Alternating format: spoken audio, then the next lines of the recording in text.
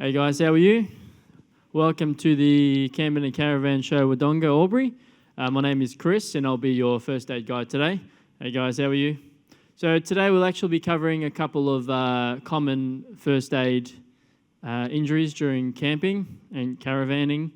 We'll be covering a couple like choking, broken limbs, which can happen, snake bites, and burns. So they're just a couple of things that we'll be covering today and basic first aid on how to treat these injuries. So who knows how to treat, let's start with something exciting. Who knows how to treat a snake bite? So snake bites are not that common, but they can happen, and obviously they can be life-threatening. So when someone gets bitten by a snake, we just got to be careful to be aware of what a snake bite looks like. So sometimes they can look like two fangs, typically on the lower limbs. That's when the snakes normally bite you. But often they can even just look like a scratch. So it may not even look like a bite. Now I've got a little snake here. Shazang. All right, so let's say there's a snake here and you get bitten by a snake. You want to obviously try and avoid it. Right, you don't want a snake coming at you. You want to try and avoid the snake, and you want to try and identify it, but don't chase it. Okay, just let it slither away and let it do its thing. There we go. There goes the snake. Okay. So when it comes to a snake bite, can I get a volunteer? No. Okay, that's fine. I'll just do it on me. So when it comes to a snake bite, what you want to do is, the basic principle is you want to isolate the venom to where you've been bitten. So let's say someone's been bitten in the arm or leg. You want to provide pressure onto that area and actually isolate the venom to that part of the body. So let's say someone's been bitten on the leg. You want to provide something called a pressure immobilization technique, which will isolate the venom to that area. Now you might be wondering if it's effective. Well, there have been cases where someone who's lived in the countryside, been bitten by a snake, put pressure on the injury where the snake was, or the snake bite happened, went to their GP, waited too long at their GP, went home, took the bandage off, and then later on died. So it is effective if you do it properly, and you want to make sure you put enough pressure on the site of the bite to make sure that the venom doesn't circulate throughout the body, okay? So I'll just show you an example on me, actually. So I'll just have a seat. Let's say I'm alone and I'm bitten by a snake. Well, I'm out camping on my own, let's say, along the Murray. And I've been bitten by a snake. All right, say it's a brown snake. I'm by myself. And I'm just going to put pressure on the injury. So with a bandage or some clothing or some cloth, something I can put around the bite. So I'll just show you here.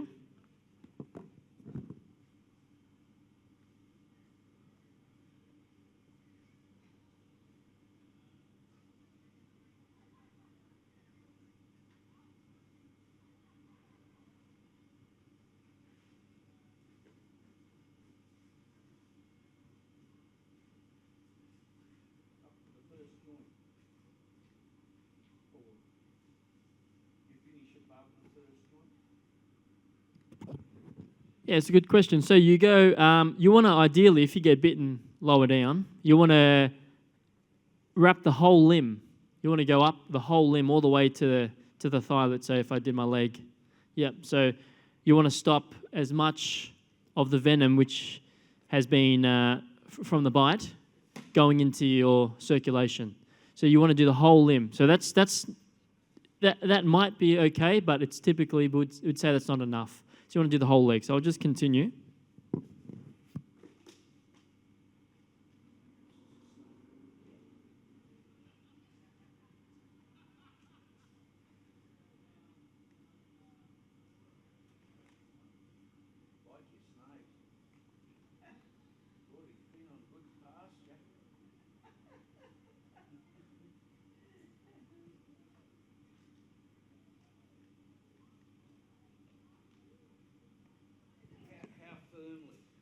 How firmly? Yeah, so how firm you want to do it is you want to provide as much pressure as you can to the bite site and to the whole limb, but you don't want to stop blood flow. So there should still be colour in the foot, but it should be quite firm, almost like you're squeezing as hard as you can around your leg. So that's a good idea, like a bandage, or again, if you've got no bandages, some clothing, as firm as you can, almost like a tight grip around your leg.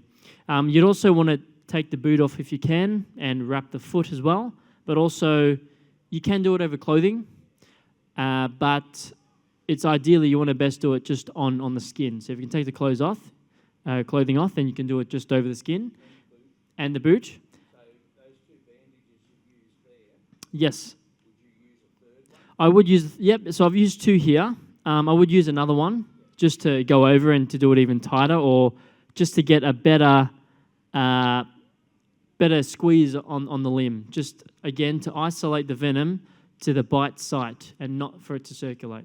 Okay, and if it's done well, it can buy you a lot of time.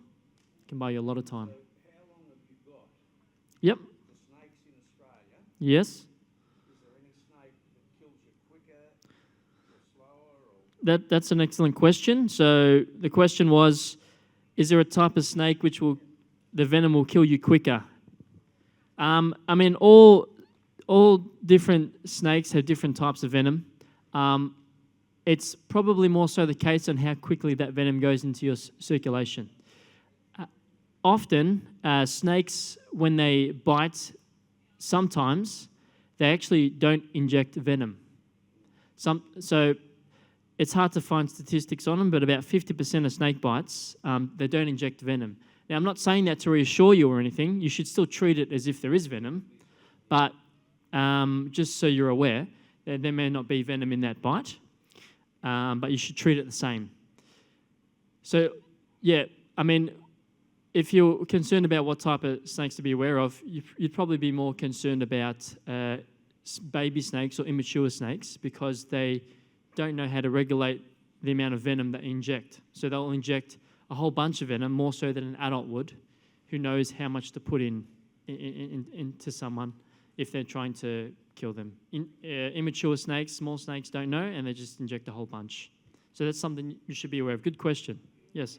and when you're Yep. on blood thinners, Yes. if somebody's on blood thinners, it's going to go through the system quicker, isn't it? That's an excellent question. If someone's on blood thinners, when it comes to snake venom, it actually affects you in two different ways. It can affect your nerves, your nervous system, which can get you to stop moving and stop breathing, so it can paralyze you, or it can get your blood to clot. Okay?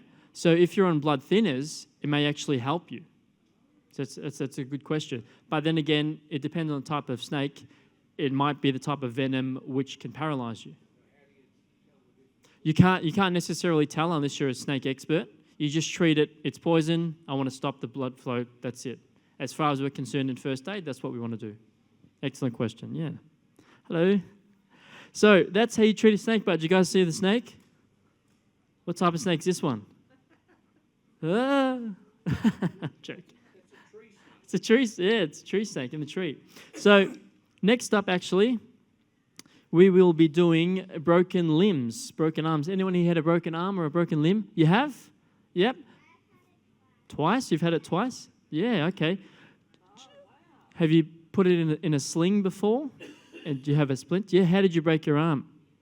One I fell off the monkey bar, one I tripped on the sandpit. All right, so one you fell off the monkey bar and one you tripped off the sandpit. Oh, and how did you break your arm? Monkey bars and trampoline. Monkey bars and trampoline, very good. Monkey bars, yes. So let's say you fell off the monkey bars somewhere in the bush somewhere. Okay, maybe you were swinging from a tree and you've fallen off and you broke your arm. How would you put it in a sling? Do you know how to do that? How would you put it in a splint? Do you want to come up and maybe we can show you? You guys want to volunteer? Yeah. What's your name? Madison. Come on, have a seat here, Madison. Hello, what's your name? Jade. Is this your sister? Do you want to put her arm in a sling? Okay, so let's say, come around here. Let's say she's broken her arm here, okay? Right? Oh, hello. Do you want to come around here too? All right. Maybe you could do it to her. Oh, okay. Yeah, sure. Do you want to? Oh, okay. Okay. Here we go. Got some lovely volunteers here. You can come stand on this side if you like. So, what we want to do is actually, if come around here so the audience can see. There we go. So, actually, what we want to do is we want to put something here, because if the arm is broken, yeah, the structure of the arm is broken. Okay, so the integrity is broken. So what we want to do is we want to actually put something here to hold the arm in place, yeah? What can we use? Something hard, right? Something solid. What about a stick or something? Do you want to break a little bit off that? Can you break it? No? Here, hold this for me. You want to break it? I'm not using my leg. Yeah. Oh. Well done. Oh no! So we got a stick here, so we can actually put this stick against the arm. Okay, you want to come around this side so the audience can see, and you can wrap it. There we go. Now, of course, it might be a little bit painful, but it's just temporarily until you can get to hospital. There we go. Well done. You're helping your little sister. There we go. Keep going. There we go. How's that? Well done. Beautiful. All right. Keep going. Almost done. There we go. We can tuck that one in, okay? How does that feel? Good. Good. All right. So now we've protected your arm. We've provided some stability to it, okay? Now, what we can do is we can also make a sling. Now, if you don't have a bandage or something for a sling, we can just use a T-shirt, or you can just hold your arm like that. If you're comfortable holding your arm, there you go. How's that? You fixed your sister's arm.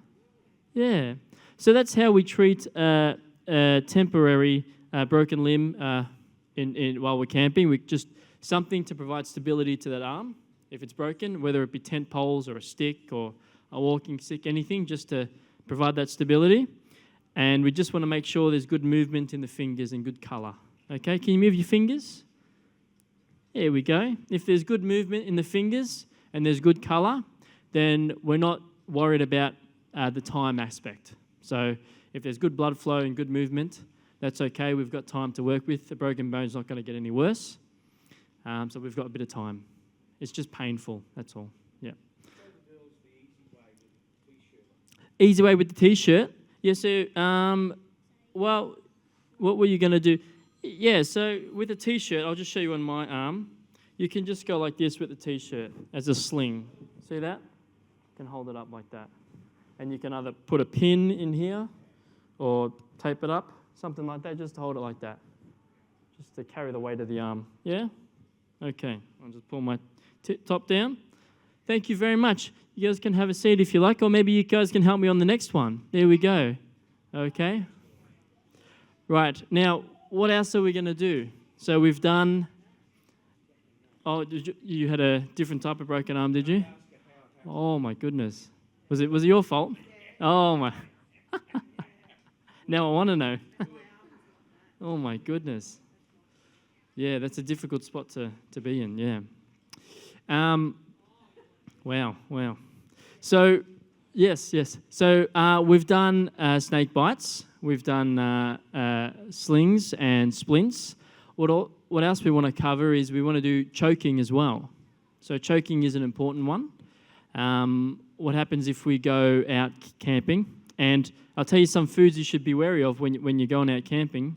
The most common types of food to choke on are hot dogs, marshmallows, grapes, and steak. So when you eat steak, people don't chew their food, so they choke on it. So you've got to be careful of steak and hot dogs. Marshmallows, because they're perfect size to choke on, just like grapes, you know? So just got to be careful of those types of food. So let's say someone is choking. What should we do when someone's choking? Yes? Squeeze their belly. Squeeze their belly. What should we try and do first? Yeah? Clear their airway, like their mouth. Yeah, clear their airway. If they're choking on food, we can get them to clear their own airway, so we can get them to cough. So if they can cough and they can try and cough up their own food, that's what we want to do. So let them cough it out.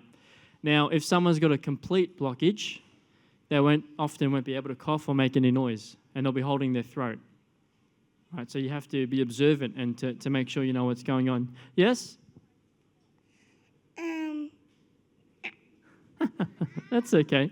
So if someone's got a complete airway obstruction and they can't cough up whatever they've got in their throat, we have to help them. The first thing we want to do is actually something called back blows.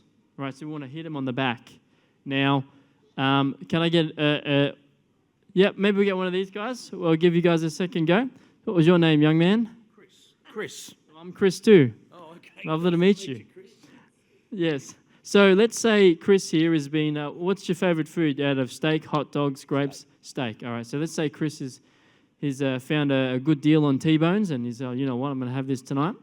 He's cooked them on his caravan little stove, and you're just awful hungry today. You haven't had breakfast or lunch, so you've just scoffed it down, and your lovely partner here, wife, has told you a funny joke about that time you broke her arm, and then you've choked on the steak, and now you're not making any noise, right? So what was your name, sorry?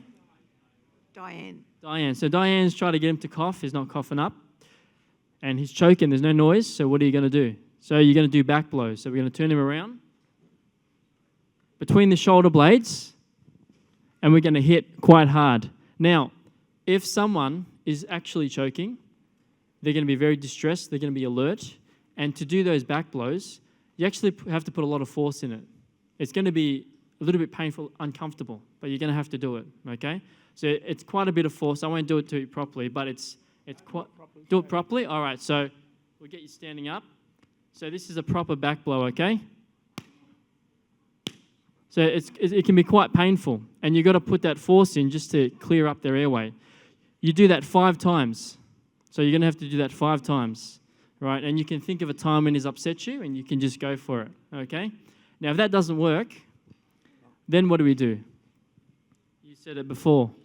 Squeeze the belly. So we can do the Heimlich maneuver. Now, some people say you can just press with one arm. It's a bit difficult to get that force, so you can just do the Heimlich maneuver. So I'll just show you, Chris, the Heimlich maneuver. So around the front, that's okay, we can face this way.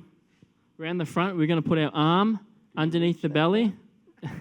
Yeah, I can reach it. So arm underneath the belly, and the other arm around, and we're just going to push in and up, okay?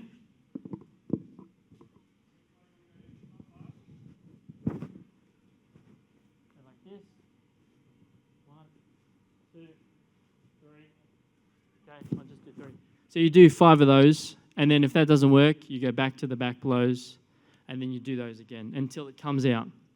If it doesn't come out, then you start CPR. Once they collapse, you can start CPR. And that should help unclog that airway. So the basic... Thank you, Chris. Thank you.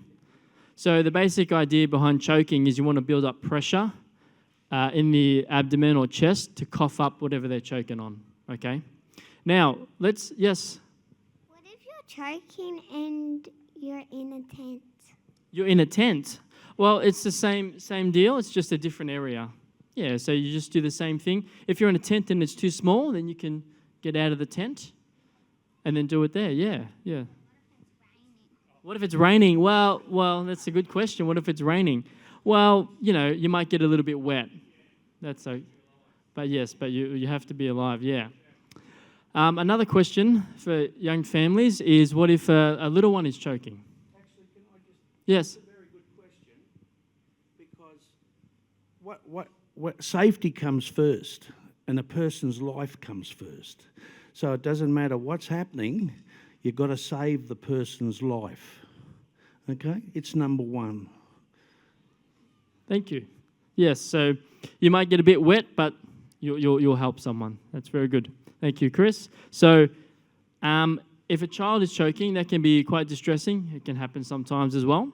But the concept, it remains the same. You want to provide pressure to the abdomen or the chest to try and get them to cough up what they're choking on. But the position is different. You can actually get children in a better position to help them cough up whatever they're choking on. Now, I've got a little buddy here, which I'm going to show you. This is little Peter Jr. here. So Peter Jr. here, let's say Peter Jr. here is a small child. Let's say Peter's 5 years old. What we want to do is the same idea. We want to get him to cough up what he's choking on, but we can get him in a different position. So we can actually put him over our lap here, like this, and we can do back blows while using gravity. So this is actually a lot more effective. You can't do it to an adult, it's a bit harder, but you can definitely do it to a child, so I'll just show you.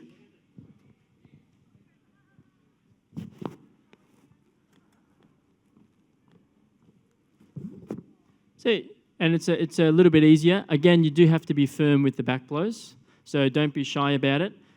They're choking, and you have to be aggressive with those back blows and try and unclog that airway, okay, especially with children as well.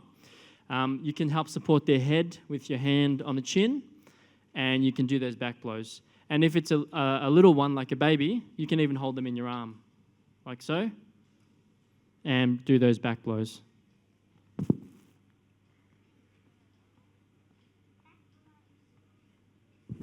Again, they're firm. You're not going to do too much harm to the little one, but you need to clear that airway. And it's very important. And you've got to be aggressive in trying to do it. You know, don't be angry at the little one, but you just have to, unfortunately, try and clear up that airway, okay? And use gravity and use those back blows. And you just keep doing it till it comes out, okay? Do you have a question? No? Yeah, so the baby was the same concept. Yep, very good. So that's choking. So we've done snake bites, we've done splints, and we've done some choking.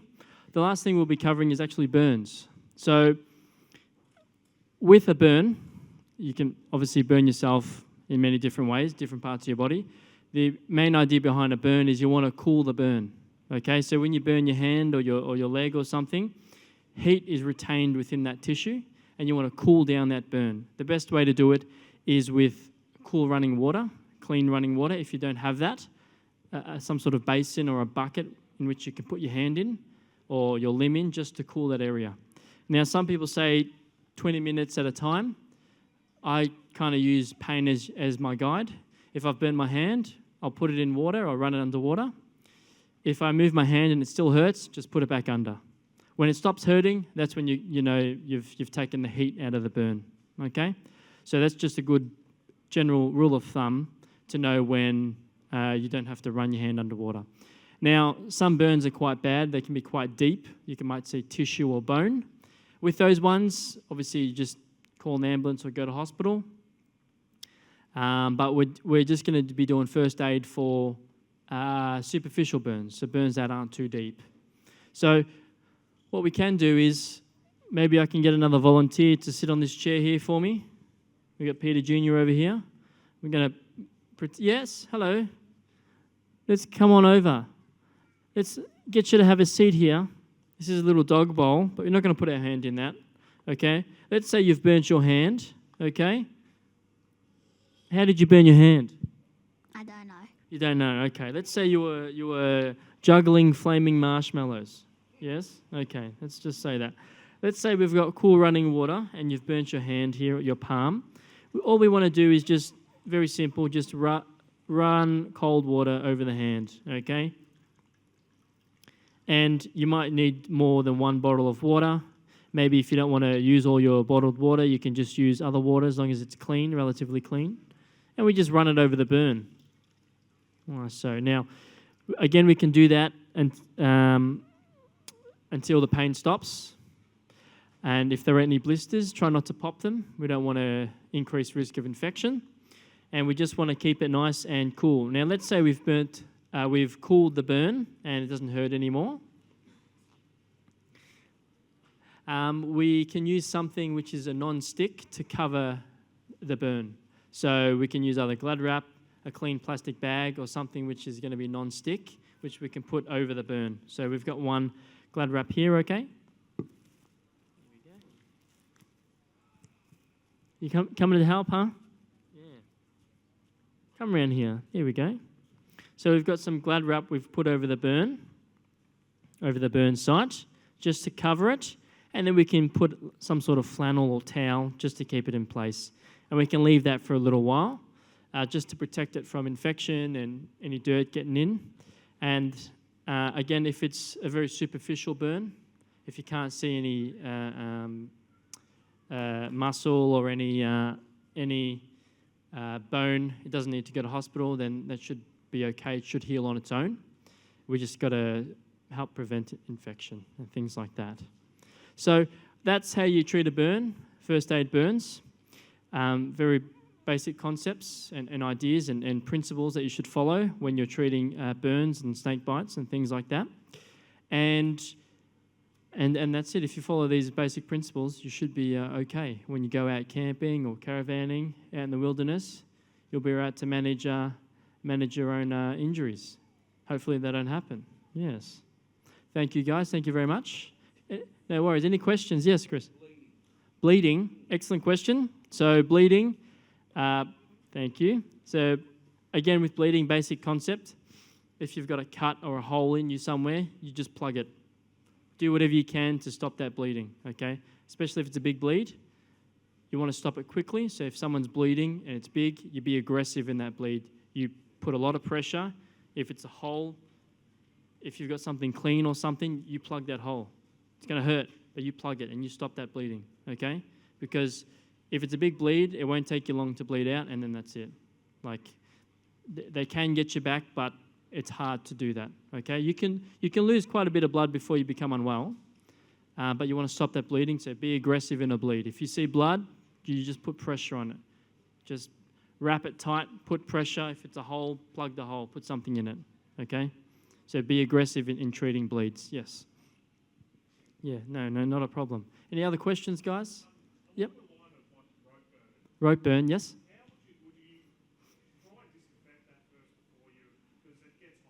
Yes. Look, if you disinfect it and you run it underwater, if that water's not super clean or sterile, then the disinfectant is kind of a moot point because, yep. Yes. Yes. Well, yeah, good question. So you can even use water to help clean it. So you can initially rinse it off and clean it with water and then disinfect it. In terms of that point, look, if you're using clean water, that'll help clean it anyway. So if you want to disinfect it first, that's fine. And then you can run it under water and then disinfect it again later. It's not a problem. As long as you're using clean water, you're helping to clear out all the stuff anyway. If there's a whole bunch of grit and dirt on it, if you're disinfecting it, and if you don't get into every nook and cranny of where that grease and dirt is, it's helping a little bit, but you're not really cleaning it properly. So if you're going to run it under water, you might as well clean it properly with water and then disinfect it later. If you're worried about infections, they take time to develop. So you're not going to be at risk of immediate infection. They take time to develop, so you've got a bit of time to disinfect a wound. Okay, you don't want to leave it for too long, but you don't have to treat a dirty wound straight away. You can wait an hour or two, then clean it. Okay, so you don't have to do it straight away. Any other questions? Yep. Is betadine, yep. Probably the best of the disinfectants? It's a good one. It's a good one. It's a good question. They do use it in surgery. So betadine, iodine, it's quite a good disinfectant. So in terms of which one's the best, I mean, alcohol's good, betadine's good. It's an iodine. Betadine's predominantly iodine, or iodine, so it's a type of disinfectant. That one's quite good. You can use that one. Yeah, it's kind of the reddish, brownish one. Yeah. So that one's quite a good one. Yeah. Yep. Any other questions, guys? No? You guys want to practice putting some bandages on at all? No? He's done all that? Yeah.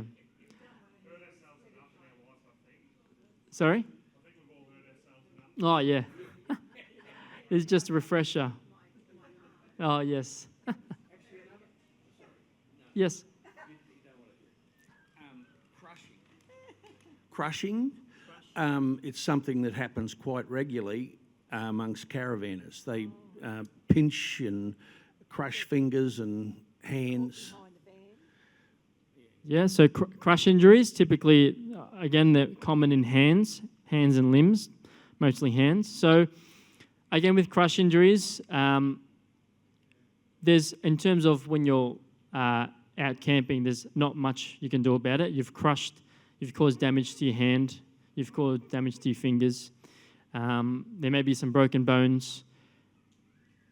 Again, it's going to be splinting for comfort and just wrapping it and stopping any bleeding. So again, basic concepts. If you've crushed your hand, you can maybe put something in your hand to act like a splint almost. Like maybe if it's more comfortable to put a bandage or a bunch of socks maybe in your hand and then wrap that in a comfortable position. So crush injuries are a bit tricky because there's a lot of soft tissue damage and it could be bone damage as well. A little bit of blood, so you just want to stop the bleeding and just get to hospital, depending on how bad the wound is. You don't want to leave it for too long. You've got time to treat it, but you want to get to a hospital pretty, within a day. You've got time to get there within a day. Yes. So just use pain as your guide. If you're in a lot of pain, then obviously you'll go quickly. With crush injuries, the only thing is one of the most difficult things to treat is actually not your bones, but actually your tendons and ligaments. If some of those are injured and let's say some of those snap, you've got a limited amount of time for them to do surgery on to fix them. So don't think, I'll go on over the weekend, I'll leave it for over the weekend. If you can't remove it or something, it's best to just go in and get it checked to make sure that there's no ligament issues. Because if they do need treatment, there's a limited time when they actually do something about that. It maybe, I think, 1 or 2 days, depends on the surgeon, because if they leave it for too long, it's just something about the tendon, they can't reattach it or whatever. So that's with most, crush injuries that you may not have ligaments. It depends on the type of injury. You can't always tell, but if you can move your fingers, then you're probably good to go. Yeah. Oh, well, there you go. You've had the tendon issues?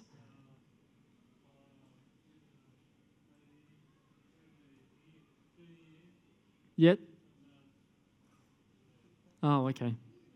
Fair enough. Well, thank you, guys. I think, yes, one more. With the crushing, because is it best once you've treated it, washed it, disinfected it, is ice a good thing on those? It depends. Ice is more probably so for pain relief. So if you want to put ice on, you can put ice on. If it helps, fantastic. If not, then use pain as your guide. If ice helps, fine. If it doesn't, then take it off. Yeah, there's no need for ice. It doesn't help it heal quicker. It's more so to reduce swelling if there's swelling, or comfort for pain relief. Yep. Thank you very much, guys. Thank you.